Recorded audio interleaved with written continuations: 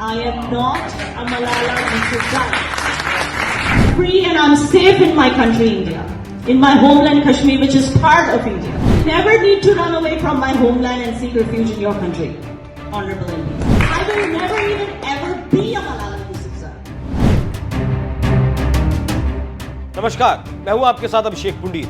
ये दहाड़ है हिंदुस्तान की शेरनी और कश्मीर की जानी मानी पत्रकार याना मीर की, जिसने कश्मीर के खिलाफ अंतर्राष्ट्रीय एजेंडा चलाने वालों की बखिया उधेड़ कर रख दी। मौका था संकल्प दिवस कार्यक्रम का और जगह थी लंदन में ब्रिटेन की संसद, जहां कश्मीर पर चर्चा चल रही थी। इसी दौरान जब भारत की बेटी याना मीर को बोलने का मौका मिला तो उन्होंने कश्मीर के खिलाफ फर्जी एजेंडा चलाने वाले पाकिस्तानियों को अंतर्राष्ट्रीय मंच पर इस कदर बेइज्जत किया कि पूरी संसद तालियों की गड़गड़ाहट से गूंजती रही। I am not a Malala Yousafzai.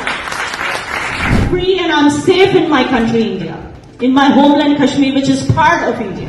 Never need to run away from my homeland and seek refuge in your country, Honorable MPs. I will never even ever be a Malala Yousafzai.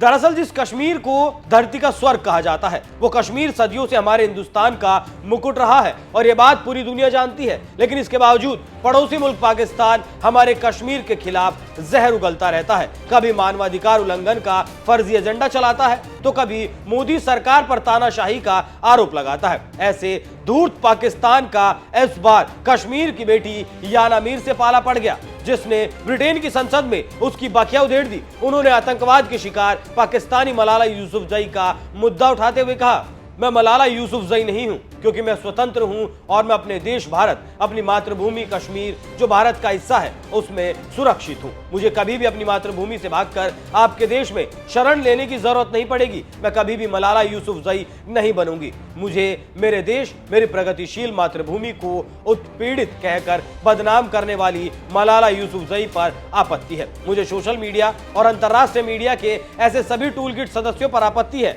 जिन्होंने कभी भी भारतीय कश्मीर आने की जहमत नहीं उठाई, लेकिन इसके बावजूद वहां से उत्पीड़न की कहानियां गढ़ते हैं।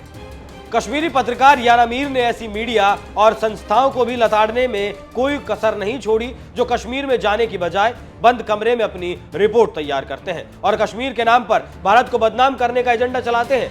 ऐसे भारत विरोधियों को लताड़ते हुए याना मीर ने कहा, मैं आपसे आग्रह करती हूं कि धर्म के आधार पर भारतीयों का ध्रुवीकरण बंद करें। हम आपको हमें तोड़ने नहीं देंगे। इस साल संकल्प दिवस पर मुझे बस यही उम्मीद है कि ब्रिटेन और पाकिस्तान में रहने वाले अपराधी अंतर्राष्ट्रीय मीडिया या अंतर्राष्ट्रीय मानवाधिकार मंचों पर मेरे देश को बदनाम करना बंद कर दें।